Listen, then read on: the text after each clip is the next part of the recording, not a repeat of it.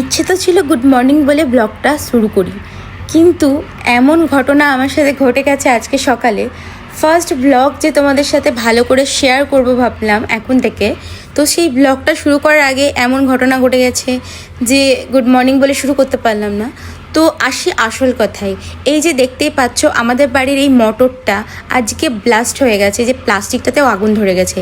এটা যে ভগবানের এত বড় কৃপা যে কোনো কিছু কারোর ক্ষতি হয়নি।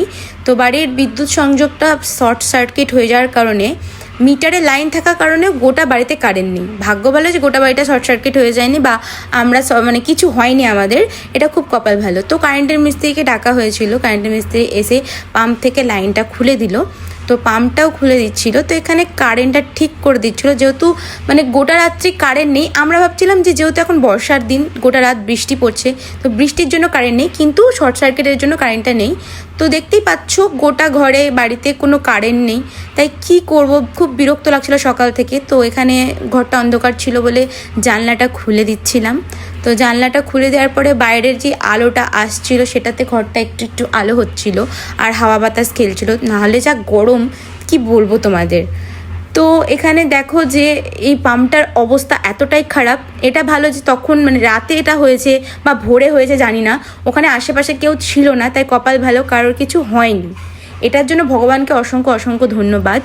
তারপরে এখানে যে দাদাটাকে ডাকা হয়েছিল ইলেকট্রিশিয়ান, তো ওই দাদাটা পাম্পটা খুলে দিচ্ছিল আর মোটরটা খুলে রাখা হয়েছে। এখানে প্রাকৃতিক দৃশ্য দেখো, আমাদের বাড়িতে একটা কাঁঠাল গাছ আছে, তো খুব সুন্দর লাগছিল দেখতে, তাই এটা একটু ক্যাপচার করে নিচ্ছিলাম আর কি। তারপরে আকাশে খুব মেঘ করেছে, তো একটু একটু মেঘটা কেটে হালকা হালকা আকাশটা দেখা যাচ্ছিলো, ওটাই তুলছিলাম। তো দাদাটা মোটরটাকে খুলে ভালো করে চেকিং করে নিয়েছে, একদম বাদ, এটা তো কোনো কাজে দেবে না। তারপর এখানে মিটার থেকে লাইনটা ঠিক করে দিল, শর্ট সার্কিট যেটা হয়ে গেছিলো, একদম কি বলছে ওটাকে, উড়ে গেছিলো, ওইটা ঠিক করে দেওয়ার পরে আমি কারেন্টটা দেখলাম ঠিক হয়ে গেছে, সুইচ দিয়ে দেখে নিচ্ছিলাম। তারপরে ফ্যানের সুইচটা দিলাম, ও কি শান্তি, সারা রাত কারেন্ট নেই বাড়িতে, সারা সকাল নেই কারেন্ট, কি বলবো, শান্তিতে একটু হাওয়াতে বসলাম, তারপরে একটু প্রাণটা জুড়লো হাওয়া খেয়ে।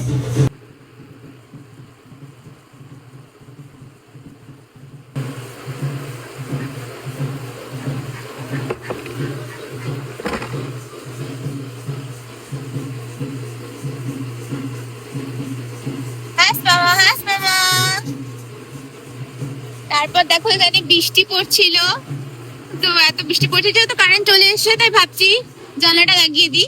এত বৃষ্টির মধ্যে জানলাটা খুলে লাভ নেই, মশা ঢুকবে। তো বাইরে যে নয়েজটা আসছে সেটা হচ্ছে পাশের বাড়িতে বিয়ে আছে, তো ইগনোর সাউন্ড, তো ওখানেই বাজনা বাজছে।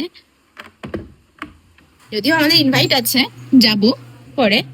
তো জানলাটা লাগিয়ে নিচ্ছি।